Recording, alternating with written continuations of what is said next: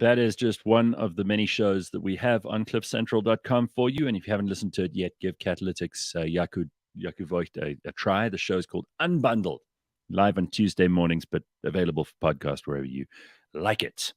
It is time for the Burning Platform. This is your opportunity to catch up with all the things that are going on in the world, mostly the things that affect us locally, the things we're thinking about, the things that worry us, the things that keep us up at night. And some of it is good, and some of it is bad, and some of it's very frustrating. And we're going to try and unpack some of those things today. So I've got my my chief cohort here with Phumlani Majozi, but I've also brought us two guests, one of whom is no stranger to us, Phumlani Majozi. It's always good to see you, Phumlani. How are you? I'm well safe. It's good to be back. Hi, Phumlani. Are you being load shedded there? You are in the dark. Well, it is what it is. Well, let's keep talking. Let's keep so going. Phumlani is a senior fellow at African Liberty and a commentator on politics, the economy, and global affairs. You can get him on Twitter at Phumlani M Majozi, and we will obviously have lots to talk to you about. You want to talk about the increase in the cost of living, which I think is probably the thing that most South Africans are thinking about right now. But our other guest for this morning is Alex Weiss. It's always good to see you, Alex. You're no stranger to anyone who's listened to your shows, and I believe at the moment you are actually not in South Africa. You're busy doing some work internationally, but it's nice to have you on the show this morning. You're the content coordinator at the Freedom Advocacy Network, and you can find Alex at ALEX, Alex Weiss, WEISSZA. And he's coming to us live from Germany this morning. Good to have you both on. Thanks for having me, Gareth. Yeah, pleasure. All right, guys. So let's get cracking with the subject that I think is on most people's minds at the moment and is of concern to most people, not just in South Africa, but also in places as prosperous as the United States of America. The cost of living is everybody's major concern. You wake up in the morning, you think, well, what can I afford today? What am I working for? How far does my rand or my dollar stretch? And the governments of the world seem to be making this much as difficult as they possibly can. Or is that unfair of me? Because Phumi and I were moaning about this earlier, and she said, I'm starting to sound very negative. But we've got to face up to these things. The reason that we are finding ourselves in an inflation situation, especially if you're in the United States, and of course, when they sneeze, the rest of us catch a cold, is that because they're just spending. They're spending left, right, and center on things that they shouldn't be allowed to spend money on. Our money. You want to go first, Alex? You're both being so polite. Yeah. Each other. I know. It's on you. You go first. I know this was on your agenda. Go ahead. Me? Yeah. Oh yes, thanks, Gareth. Thanks for that. Well, look, I mean, my argument over the past, I would say, months now, has been that this inflation, this widespread inflation that we see across the world. China this week reported some very disturbing numbers as well. South Africa is the same trend. It didn't drop from the sky. This is not the inflation from God. This is man-made. This was made by people. This was made by government officials, policymakers, bureaucrats, if you want to call them. They got us here. A state, an environment where there is widespread inflation or increase in general prices. Now, let me explain how did that process take place. Basically, we had a situation where I believe, not that I believe, at least in my view, I would say that there was really a mishandling in terms of how we responded to the COVID-19 pandemic, right? This thing of locking down nations. We saw nations locking down severely, strongly, constraining productivity, constraining demand, disrupting supply, in the global economy. And that itself was a mistake, right? I would say that it was really a reckless decision, given the fact that, as we all know, even Bill Gates admits that this pandemic could have been handled better. So now, and he was a major advocate for lockdowns in the beginning. Yes, and you're quite right. I mean, that was the first that was probably the original cause, but then they piled problems on that by printing money. Exactly. And what happens then? It's basic rules of economics. So if you print money, you've got to have an equivalent, or at least we should see an increase in goods and services in the economy. That never took place. Right? Instead, there was rather a suppression of that through lockdowns. Of course, inflation was going to take place in that process. Right. It was going to take place. Right. So that was one. So those decisions got us to where we are now at this point. And then, of course, you had in the beginning of this year the Russia-Ukraine war. That itself, Gareth, I'm arguing that the political decisions got us to that war. As a result, we saw a disruption in oil supply. We saw an increase in oil prices. Even those prices, they we see them rising because of political decision making. So this inflation is man-made by public policymakers, right, or say governments. Oh no, they're going to try and blame it on everything else. They'll say that it's Putin's price hike, is what Jen Psaki at the press office at the White House says. Biden has nothing to do with this. It's got to be Putin's price hike. And I think about like some of the dumb things that if you think back now, it seems so ridiculous. Do you remember how people were being arrested for going fishing on beaches? Do you remember how if you went for a jog on the promenade before Cyril said it was okay to do so and got photographed glad handing people? These were the dumb things. You couldn't wear open-toed shoes, and you couldn't buy roast chicken at Woolworths. This is the stupid stuff that these bureaucrats did that we can actually practically remember. The stuff that we don't remember is the economic costs, because we still haven't tallied what those might have been. Alex, do you broadly agree with what Phumlani is saying? Yeah, for sure. I mean, I think obviously the thing is, as Phumlani points out, it's simple economics, and I think the problem in South Africa, and everyone knows that inflation disproportionately affects the poor. So, and a lot of my colleagues have spoken about the fact that there are over, I think it's 1.4 to 1.5 million jobs that we haven't recovered from Correct. the COVID lockdown. So obviously one understands that, governments tend to spend, put money into circulation so that can stimulate the economy and get people going. But then on the other hand, we implement policies that make doing business incredibly difficult. And when now we're in a situation where you've got a global crisis, maybe to label the Ukraine-Russia conflict, that affects things like cooking oil. That ordinary people, whether you cooking a guinea at a taxi rank or frying slap chips at the corner store, I mean that's gonna hurt your bottom line. Or selling crisps at the tuck shop. Exactly. So yeah, I mean it's unfortunate, but unfortunately South Africa is not in a very good position to be able to cope with these constant international events, obviously because of what we're doing at home, regrettably.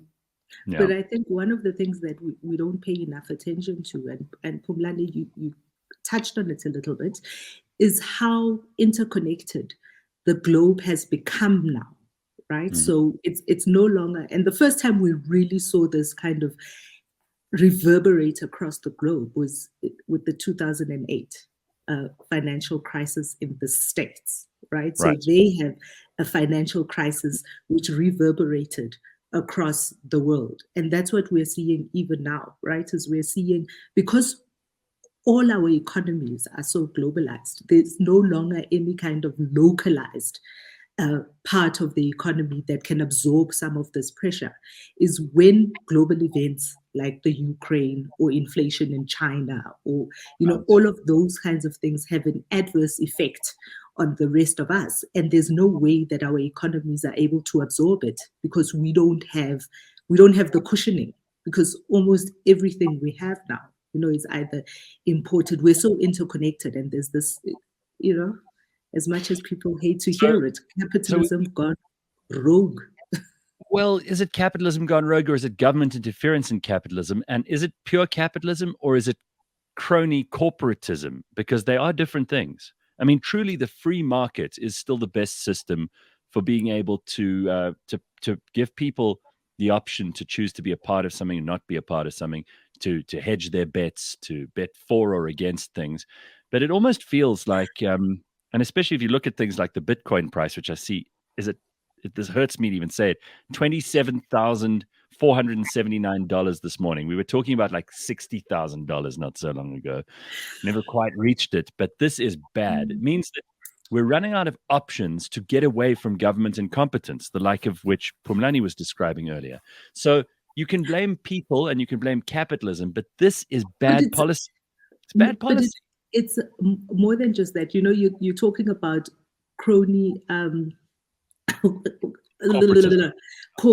crony corporatism. But that's exactly what I'm saying, is that the crony corporatism is a global effect, right? Because we've got multinationals that are now everywhere in the world, and there is no way that local economies are able to absorb, because that's actually what it is that free market has been bastardized by the fact that we have these super conglomerates that operate all over the world. But the biggest and baddest players here are still government. I mean, so China has decided to basically shut Shanghai down. There are thousands and thousands of ships, we spoke about this last week on the Burning Platform, that are anchored off of the Chinese mainland.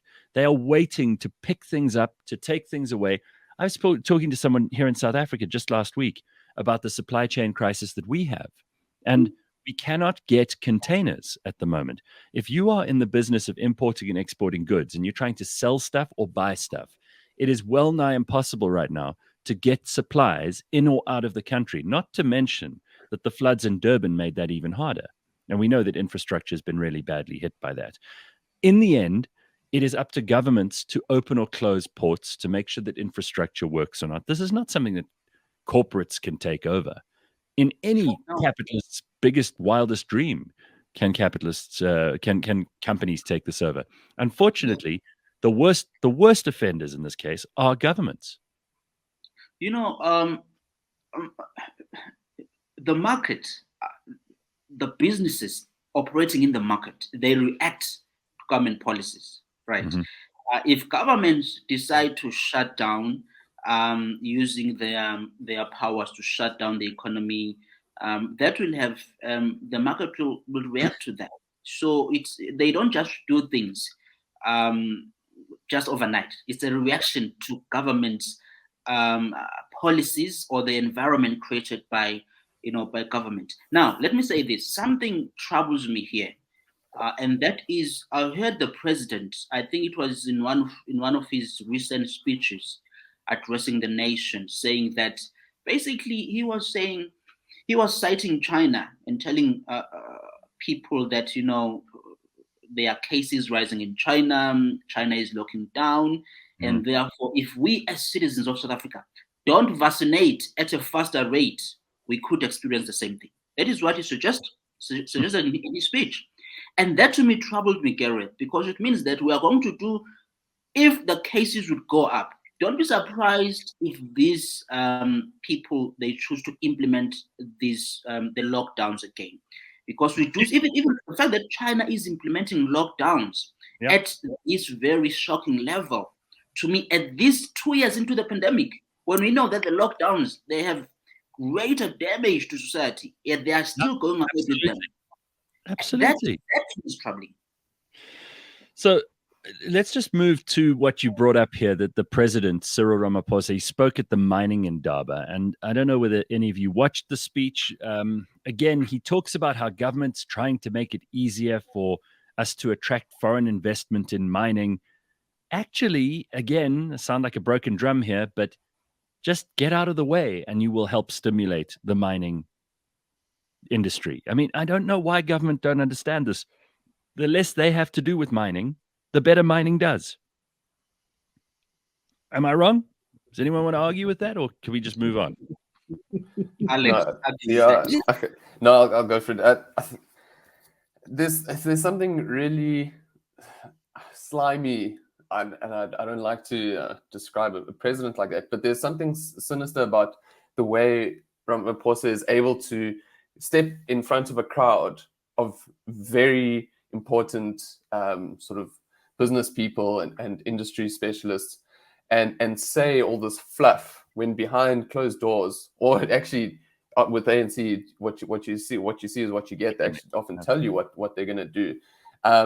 It's a cognitive dissonance on another level, and it just doesn't ring true. It's very hollow promises. That if we track the times that the Ramaphosa has promised to create jobs, not that it's the role of the government to create jobs, but enable that environment. But even so, it's false. It's vanity. And the thing is, we know that what needs to be done to make mining more viable in South Africa, to create an environment where commodities is a very important aspect of our economy, and it's part of the reason why there was actually something positive to say in the budget speech this year, was because of the commodities boom. So yeah, it's difficult to except for the fact that I don't think commodities is as big as we make it out to be in our heads. It only accounts for about 9% of our GDP, right? Only 9% of our GDP is commodities and mining.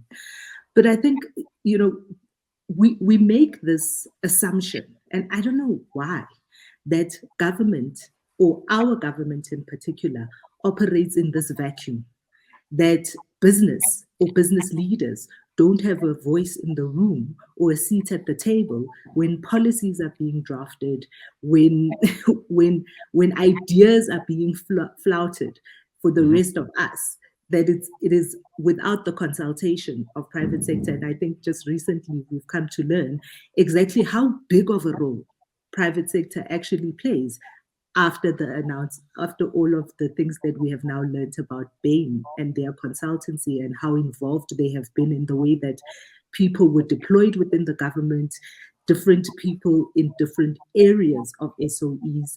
That's what private sector is able to do, is they actually have such a huge voice in the room that by the time Cyril Ramaphosa stands up in front of a crowd to say, this is what we're going to do, this is how it's going to roll out, it's because private sector has said, this is what we need to see the government doing in order for us to be able to participate or help you out as the government. It's just simply not true to say that government is in the way. They are in cahoots with each other. I think that's fair. Phumlani, you want to add anything to the Mining Indaba speech? Did you watch it? Not really. I know what's going on, so I know this stuff, and I know what he's going to say as well. But I've been reading about it. You see, I think Pumi has a point. It's a good point what you are saying, Pumi. But there's something troubling with our president, and that is depending on the type of his audience, he says something different, right? If he's in the room with, for example, the Tripartite Alliance, the Communist parties, the COSATUs, all affiliates of the ANC, he will say something different, right? And then if he goes into a Mining Indaba or this investment conference that took place here in Sandton not long time ago, he says something different. You look at his, in fact, I did like his State of the Nation address this year, where he was saying that, business needs to be at the forefront of the economy.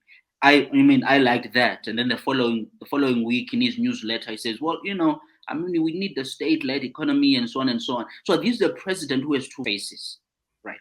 Yeah. Now, okay, that's fine. We understand that he has two faces given the nature, perhaps, of the ANC. But now let's look at, we should try and look at what is going on in terms of policy. I think for me, what is currently being implemented, I think is very important as well. And you can see that really we are not making the strides we should be making, right? When it comes to the necessary reforms that we need as a country. That in itself is a problem. But rhetoric, in some instances, has been good. But the actual implementation of that good rhetoric, it hasn't really taken.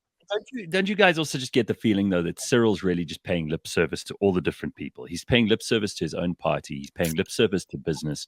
I don't feel like his heart's really in it because he doesn't know what the cost of living is. He hasn't known for the longest time what it costs to live. He doesn't know about traffic. He doesn't know about the price of bread. He doesn't know about what it's like to worry about hospital fees, to get sick. You know, we pay for all of that for him, and even if we didn't, he's a billionaire. He doesn't know what that stuff means to ordinary South Africans. And I hate to sound like somebody who's constantly criticizing from the sidelines. I just don't get the feeling that Cyril's really got an immersive experience of what South Africa is. I think he tours around, he slaps people on the back and smiles and laughs. And you can see this whether it's at ANC conferences or anywhere else. But the reality is, the moment he meets real people, they boo him, like in Rustenburg just the other day. They boo him. And then he's shocked. He's always shocked, but he's shocked and horrified that the people would be like, why would you be cross with me? I'm the lovely Cyril Ramaphosa. I'm the guy who was meant to take over after Mandela, but Thabo Mbeki got in before me. That's what he thinks in his head. He's like, well, I'm essential to the success and the happiness of the average South African. I don't know whether that's true anymore. I don't think that he has any political capital or goodwill left, frankly. And the only people who still support him are people like Adrian Basson at News 24. I don't know who else does. Well, you see, the way I see this is that the president lost on the opportunity, and I've used the word opportunity since he came into office. I've always thought that when he came in, he had an opportunity to be one of the most, influential, a person who changes our history, given what we went through in the previous administration. So he had that opportunity. Right. But I think at this point, my view is that he has lost that. I always say that you should make if you are president, make unpopular decisions while it's still early in the office, right? Because that's where your popularity. You know, look at as presidents, run the countries. Initially, when they first come in, they tend to be popular, but as time goes by over the years, they become less popular, right? So rather do the most things that are unpopular in the beginning, so that it gives you time to bounce back before you run you make a case for your second term. So I think the president has lost that opportunity. I don't think I would be as tough on him as you are, Gareth. Of course, I am tough on him, but I don't think to the point where you are in terms of saying he really doesn't have. I think he does have a sense of what's going on, but he has a weakness. He's a weak leader. And I've spoken to people, I've spoken before to someone who once worked with him when he was a unionist back in the 80s. By nature, this person doesn't have, a strong stance on his views. So I think he has lost an opportunity. That's just my view. Okay. Anybody else want to step in and maybe defend the man? I know how you feel about him, Pums. Go ahead, Alex.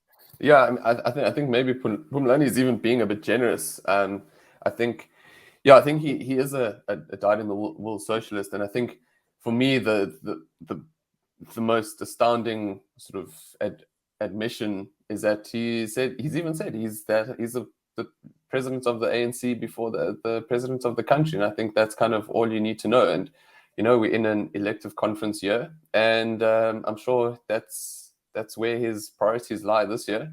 And I think it's pretty plain to see. And I think the hype of Ramaphosa was more out of desperation than anything else. But we can see how that's turned out. And I think one thing just to add on sort of the ANC and understanding what's going on is, I've had colleagues who used to brief members of the ANC, and they very much understand what's going on. It's just it's at odds with their agenda.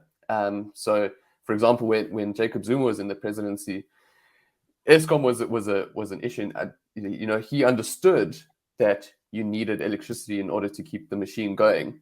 Right. And so that sort of, obviously we know why there was a vested interest in coal and all that sort of stuff from the Zuma administration. But at least there was an understanding of what needed to be done. Whereas I think now we've just reached a point where, you know, the ANC is in such a desperate state that it kind of takes all of the attention. So it's as much as they can do to keep the gravy train going is what's happening at the moment. Yeah, it's interesting. Like we bemoan the Zuma administration, but in order to steal, they understood that they had to keep certain elements running. I mean, Cyril's government doesn't even seem to get that part right. So in some ways, at least you knew what you were dealing with the Zuma administration. All right, I think that's based on a very dangerous premise.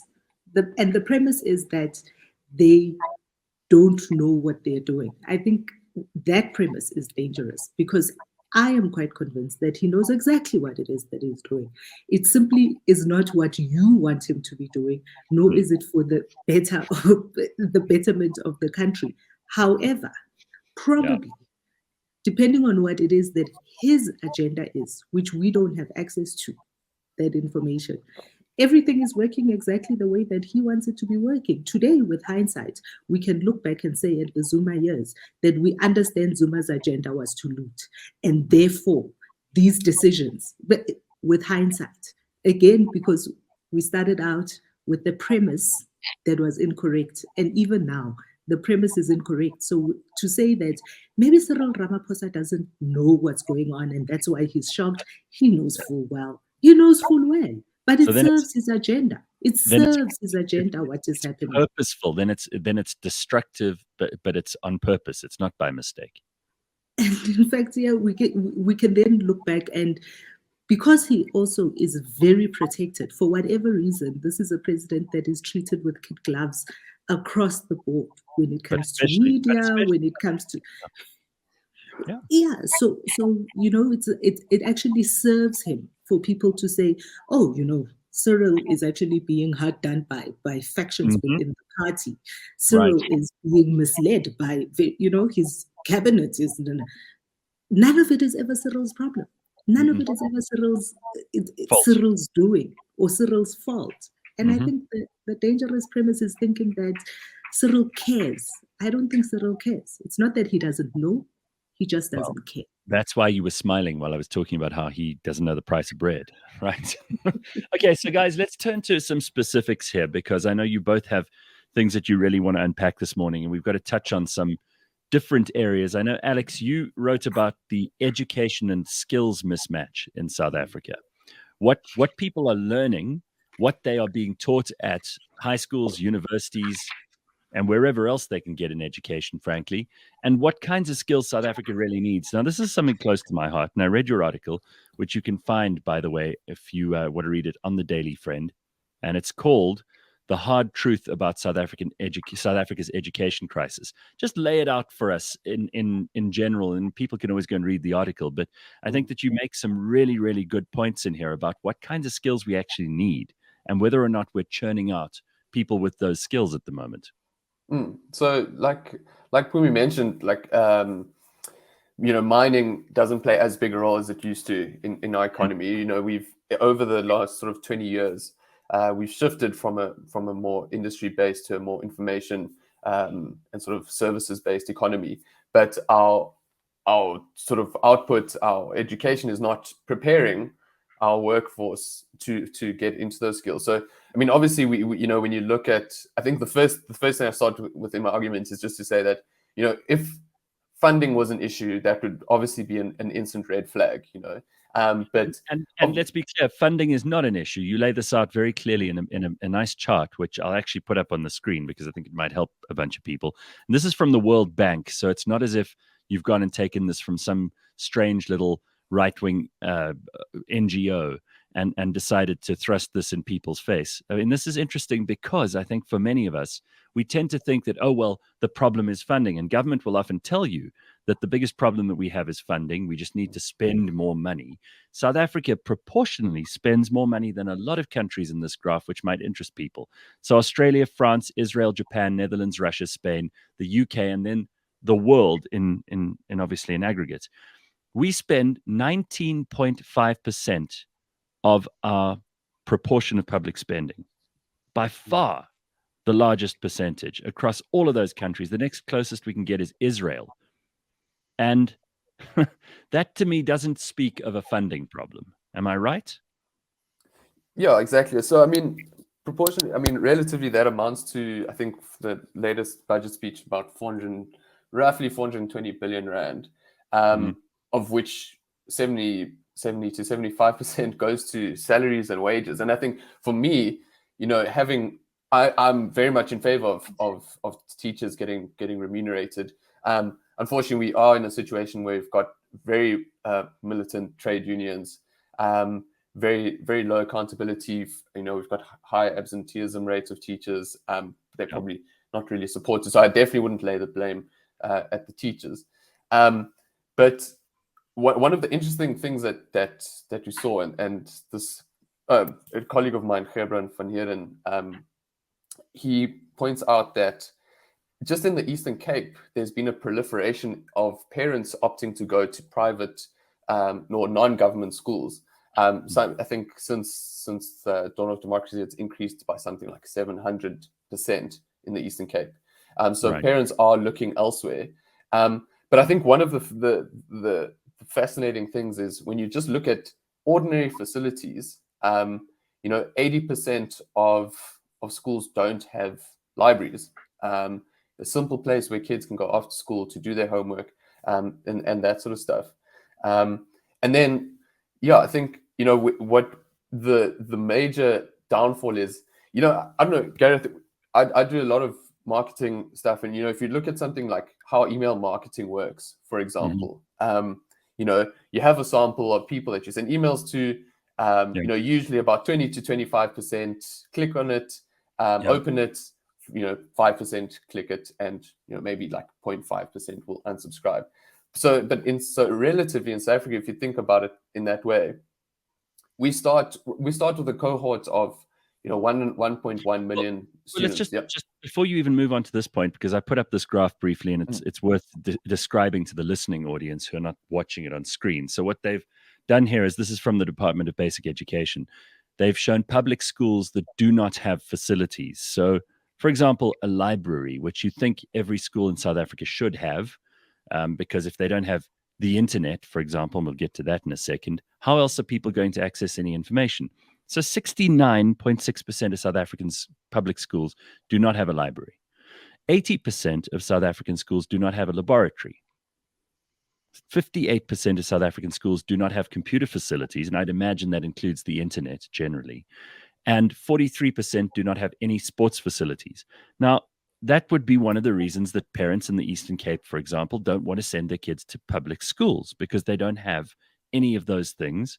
And without those things, there's a limit to how much you can teach people. Yeah, absolutely. And I think that basically what that means is that we're not equipping. How can we expect kids to learn in such environments? I mean, we did a show, one of our podcasts this week, and we did a heavy focus on education.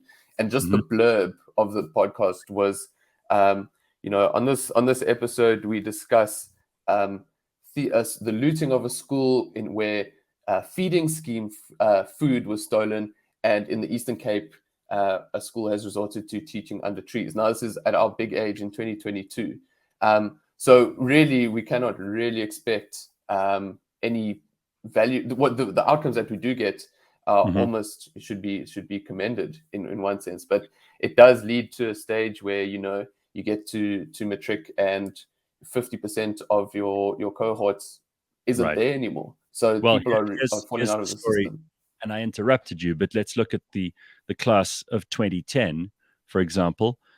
So in 2010, these people all began grade 1 together. Some 1.116 million young people started grade 1 together in 2010. By the time we get to 2021 and they're in matric, the number of them who actually pass in 2021 is 537,687. Now, of that group, the number who get a bachelor's pass are only, again, half of 256,031 people who get a pass in order to study a bachelor's degree in 2021. That's 256,000 people out of 1.116 million. That's crazy for the amount that we're investing. in each of those kids, because this is the taxpayers and the government and the people of South Africa paying for this. And if that's the return you're getting, that is not a very good return. Yep. Look, I think I think that there are a lot of different factors that come into play when we talk about particularly the numbers of people who start and people who finish off school. And was it 2 weeks ago? I think 2 weeks ago we had a little conversation about education, and I said to you guys that I think that unfortunately it got fucked up from the onset, right? And every single one of our education ministers, from Kada Asmal to Ejimi Tsecha today, is to blame for the shit show that we are in when it comes to education. Starting from things like the age at which we are allowing kids to start school, right? We, in South Africa in particular, but sub-Saharan Africa as a whole, have the latest age starts to school. And there's a very good reason why that is problematic, right? So most countries, France having the youngest, they started about 4 years old, but most countries started about 6, and compulsory schooling is up till the age of 16. That is because most families cannot afford to have kids beyond the age of 16 in full-time schooling. We start at 7 to 18 when we are lucky. So kids drop out because the family can't afford it. They need these kids to be out working or trying to earn a living, or even worse, doing chores in the family. These are the problems that we deal with when we talk about school dropouts in this country. You know, sub-Saharan Africa, in one of the last graphs, you looked at the fact that we have such a low pass rate with maths and science. Sub-Saharan Africa is the only place in the whole world where children are expected to learn maths and science in a foreign language. Everywhere else, they learn maths and science in their mother tongue. And here, of course, we're going to have pet marks because we are allowing kids to deal with concepts and language as a barrier to learning. You know, and I think, like, looking at things like Point. there are many things that are wrong with our education system, and money is not the answer. Throwing money at it is not the answer. How can we not have had in 27 years a minister or at least a department that didn't acknowledge these basic things which you've just laid out now, Pumiti? This is outrageous that this stuff hasn't been touched on. And if it has been touched on and it's been pushed to the bottom of the policy pile, that is, again, something which we should hold people to account for. How come politicians are the only ones who get away with making terrible decisions and having horrible, ruinous consequences, except for them? They just move on. They just get redeployed, or they resign quietly, or they get thrown out in the next cabinet reshuffle. It seems to me that those are the people who are never held to account. So, Phumlani, anything you want to add on education before we move on? Yeah, here is a tweet I tweeted last month. It was the 30 April, where I said that only about 40% of South Africa's, in fact, I was saying that Mike Schuessler, the economist, he said that only about 40% of our kids in South Africa complete school within 13 years of starting, right? In developed countries, it is often more than 90%. And he says that most emerging market peers have 60% plus school completion rates, right? And often I've spoken about the importance of competitiveness. That we should not only that our competitiveness. It's not only the economy that needs to be competitive in the world. Our economy. It also has to do education. We need to have a competitive education. Because really it's a global competitive world. And I totally agree with Pumi and Alex that it's not about the money. It's about the structural reforms that need to take place. And I'm one of those people who have often said that South Africa is not a poor country. We are not a poor country. We are ranked as middle income state, at least for now. Right, although we are declining, of course, but for now we are still a middle income state. So the fact that we have 70% of public schools not having a library, that to me is a shame. And the fact, and you've just spoken now, Gareth, that these people, politicians, they get away with anything. But guys, we need to remember one thing here: this is a democracy, right? And as economist Thomas Sowell once said, in a democracy, the voter has power. And if you don't punish these politicians, Gareth, then they will keep on doing the things that are damaging to our society. The truth of the matter is we need new ideas. I think one of the things that we're But stuck those in is ideas, we're stuck in the new ideas won't come from the ANC. they're not going to come from, and this is what I'm always talking about on this show, to say we need all of us, our best minds, to be in the forefront. We have relegated the power to politicians, and we have allowed their non-thinking to be the thing that determines our future and the future of our kids. We have the opportunity right now to leapfrog old systems. So it's a crying shame that schools don't have libraries as it is today, but we have the opportunity to leapfrog that because we now live in a digital age. Should we still be thinking about building brick and mortar libraries, or should we be thinking about how is it that we're going to give kids access to the information superhighway, right, and allow them to have access to books and material, study material from all over the world at their fingertips, right? Those are the things that we should be thinking about. Like, should we still be thinking about building a library? We were talking earlier in the past hour, we were talking about a doctor who uses robotics to operate on patients. This is what kind of the future skills that we need to be working on. That's what we need to be doing now. All right, we've got just a few minutes left, and I want to hear from all three of you about what you think about what's going on in the world at the moment. We kind of gloss over the Ukraine-Russia situation because it's kind of led by whatever tragic situation the media can show us as an emotive visual on TV. But really, there's a lot going on here. There's a lot going on in China. We mentioned earlier this supply crisis, which the whole world is suffering from, and we've also touched on America. But there are other things going on too, which are probably worthy of some discussion. I mean, Alex, you're in Germany, Europe at the moment. What are the preoccupations there besides Russia and the Ukraine? And what kind of political moves that we haven't discussed yet on the show, things like the French election, which just happened, and which was a very close run thing for Emmanuel Macron.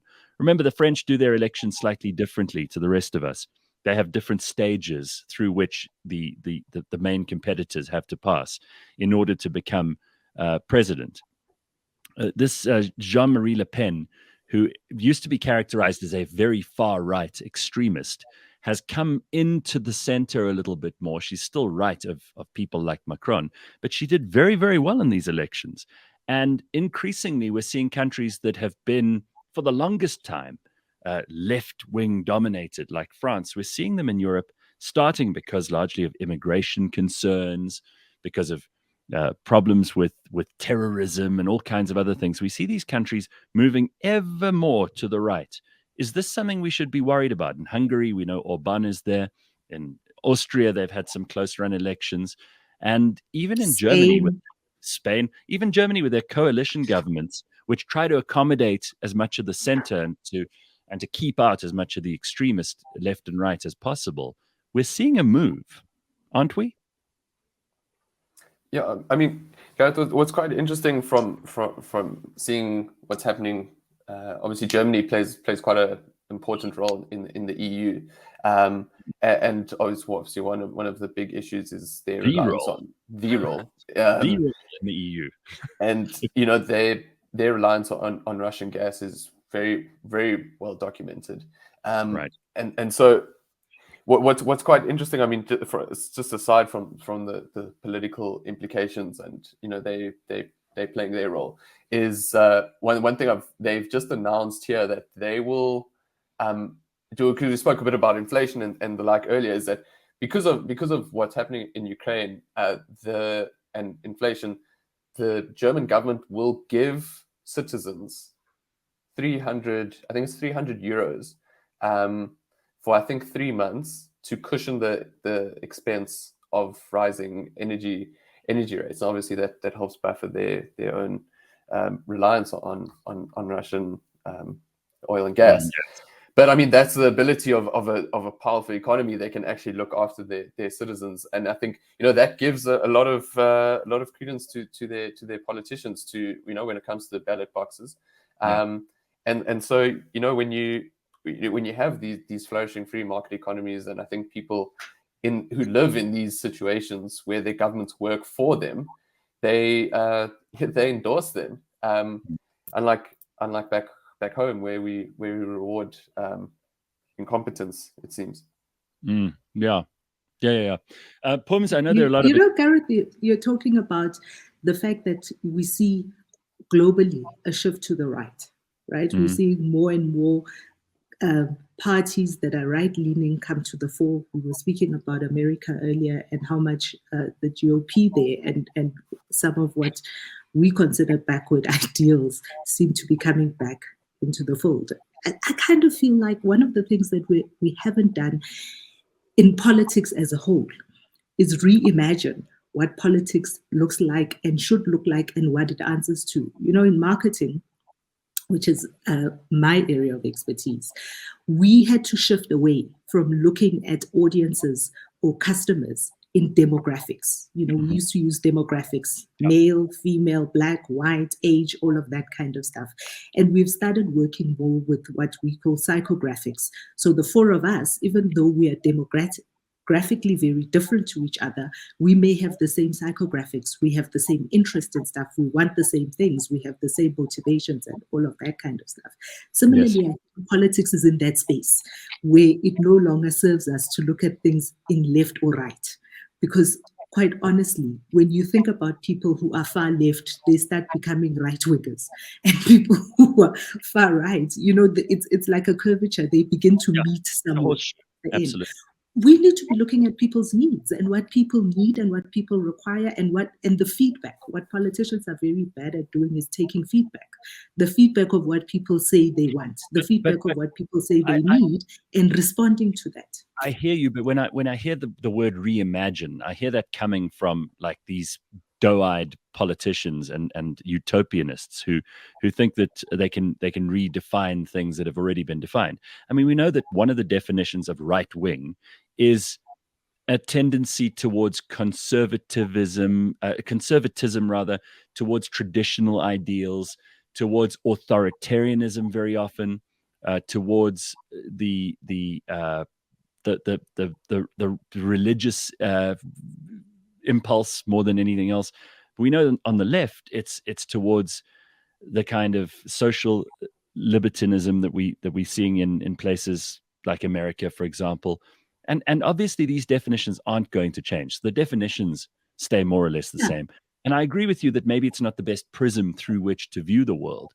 But someone like Bolsonaro, as compared to someone like Lula in Brazil, is a clear left to right jump.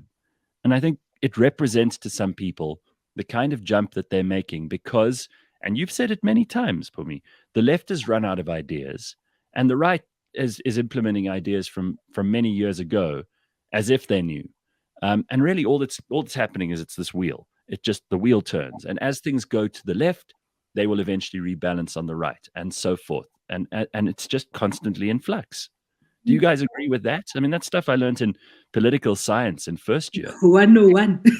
Oh. Well, I think for me, it's it tends to be people, they are redefining these terms, and that's what I've observed as well. I think it's easy to just brand people now as right wing, even when they are saying sensible stuff. And right wing now is usually associated with extremist, racist kind of attitude, right? And that concerns me because when it comes to whenever I speak about left and right wing, I'm talking about how those terms originated in the French Assembly, where those who believed, back in the revolution times, where those who believed in big government sat on the left in the French Assembly, those who believed in smaller government. Also, the monarchists were right wing, and the Jacobins were left wing. So these are still the definitions we use. So, but I mean, they tend to be now sort of be associated with someone who is extremist, racist kind of, especially when I'm talking about right wing, and I've been called a right winger many times. Why? Mm. Because I'm saying that we should privatize SOEs in South Africa. No, Why? because you're a Which I'm saying that- it's because you're a terrible racist. Don't lie. You see, I mean, so I mean, I spoke about the family breakdown. That to Yeah. build a country, Oh. you need to have children growing up both with their fathers and mothers, and No, those are foundations of prosperity. You're a reactionary when you say things like that. If it suits the other side to call you that, just like calling someone a radical because they believe in what Pumi and I were talking about earlier, the right of people to choose what to do with their own bodies, who to sleep with, those kinds of things. You called it a radical. Labels make it easy to dismiss people. Then you Yes. don't have to engage with the concepts that they're putting in front of you. Then you can Right. just label them and dismiss them for That's whatever. my point. Exactly my point. Right wing, left wing, baba. That's it. You don't even hear what they're saying. Rather, look as Pumi saying, you look at the fundamental issues. What are the problems and how do you address them? Is this really an issue or not? And then we debate that. Then to just dismiss the person as a right winger or left winger. And that trend is the main thing that troubles me right now. Where politics goes, it's people's decisions, how in democracies, how politics, in which direction they take. But the moment we really attack and marginalize and suppress those who raise the fundamental issues and dismiss them as just right wing or left wing without engaging the issues, to me, I think that's even more damaging. Correct. Alex, any last words from you on this international stuff, and then we'll give Phumlani his last chance, and then we'll wrap it up. Yeah, I think labels are labels, but I think internationally, what you realize in these, for lack of a better term, very first world countries, and southern Germany, where I am, is levels ahead. About as first world as you get. It's frightening almost. It is really just that they get the basics right. The police are very professional. The service delivery is phenomenal, and the government works for the people. And we don't have a case. There's not an instance here where property rights are under threat, where there's rolling blackouts every day. It really is just the bare bones stuff. And I think if we can at least just really, I think in 2024, implement some change to get the basics right. I hate to paraphrase you, but are you saying, and you can correct me if I've misunderstood here, but are you saying that when things work, when people can rely on their government to do the things that governments are there for, they worry less about ideology? I think so. I mean, the problem then is that they have more time to worry about fringe things like you see in the States, the Ivy League. To be honest, here, massive seems to dominate the debate is climate change and all that sort of stuff. So I think the sort of debate just shifts, but you're not talking about, do we have kids passing matric with more than 30%? You know what I mean? It's just it's the next stage of things that they can gain. Yeah, that's a really good point, and I'd like all the climate change people to realize that the best way to get people to care about climate change is to make them rich and prosperous, and to give them all their basic needs. Then they'll start worrying about chopping down trees, carbon emissions, especially in cars. Especially in Africa, we've got other things that kind of come before that in terms of what we're concerned about. Pumi, anything else from you, Pums, before we wrap it up? Any other issues that you want to quickly throw onto the table? You must always let the guests go first. Let Phumlani finish up. How can Phumlani, you go. Phumlani. Yeah, I was about to say that in Africa, that is not the greatest concern. Right, I think that we have greater concerns, from political instabilities to high rates of poverty, lack of infrastructure, and so on. I think that's where our focus should be. Now, the Western countries, the very rich countries led by Joe Biden, they are coming here basically pressuring us to make critical decisions, even on our energy sources, without thinking about what the economic implications will be for us. So we are in that transition needs to be handled quite well. And I must say that there's much work to be done. I would say that in Africa. Yeah, absolutely. I couldn't agree with you more on that front. There's lots to be done. I think everybody knows there's lots to be done.